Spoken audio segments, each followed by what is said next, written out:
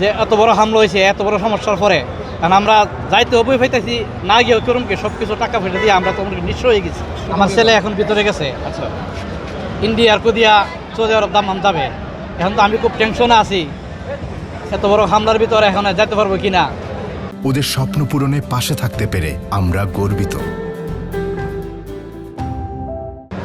Airport কর্তৃপক্ষ কি বলে, আমরা গরিব মানুষ টিকিট ফিট করে সব কিছু করে দিয়েছি, এবার আমাদের টিকিটগুলি ঠিক আছে কিনা, মারি যায় কিনা, চলে কিনা, এগুলি আপনারা আমাদের জন্য দেখবেন আমি আশা করি। আর মেন খবরটা হামলা হচ্ছে, আপনি জানেন যে ইরানের একজন ধর্মীয় নেতা মারা গেছেন এবং বাংলাদেশ থেকে যারা যাচ্ছেন তারা অনেক ভয় পাচ্ছে। ভয় পাচ্ছি। আপনার ছেলে যাচ্ছে, এই বিষয়ে আপনার মন্তব্য কী? এখন তো মনে করেন যে আমরা যখন বাইরে যাইতে হবে, আমরা শুনতেছি জানতেছি যে এত বড় হামলা হয়েছে, এত বড় সমস্যার পরে, কারণ আমরা যাইতে অবৈ পাইতেছি না গিয়েও করুমকে সব কিছু টাকা পয়সা দিয়ে আমরা তো নিঃস্ব হয়ে গেছি, টিকিট বিউটা কেটে ফেলছি।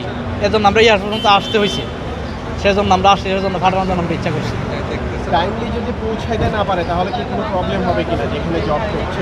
এটা তো আমরা নিজেও বুঝতেছি না, এখন কি টাইম মতো পৌঁছাতে পারে কিনা, নাকি বাহির করে দেয়, নাকি আমাদের ঠিকগুলি মারি যা। এর ভিতর দিয়া আমরা একজন ভদ্রলোক আসছিল, ওনা নাকি কি মন্ত্রী নাকি এতে কি আসার বিষয়, ওনার সাথে আমি 2 মিনিট আলাপ করছি। আমি নিজে বলছে যে আপনাদের কোনো সমস্যা হবে না, আপনারা যদি না যেতে পারে, এরপরে যদি কোনো সমস্যা হতো প্রবাসী মন্ত্রণালয়ে আপনারা আমার যোগাযোগ করবেন। মাননীয় মন্ত্রী এসেছিলেন এখানে, এই মন্ত্রী না কেউ না, আমি ওনার সাথে সরাসরি আলাপ করছি। কি বলেছিলেন মন্ত্রী? মন্ত্রী সাহেব বলছে যে যুদ্ধর কারণে ফ্লাইটগুলি বন্ধ হয়ে গেছে, আপনারা কোনো অসুবিধা নেই, আমরা কোনো অসুবিধা নেই, আমরা কোনো সমস্যা না, এজন্য আপনারা যদি না যেতে পারে আপনার ছেলে, তাহলে পরবর্তী সময় যাইতে পারবেন, ইনশাল্লাহ কোনো সমস্যা হবে না।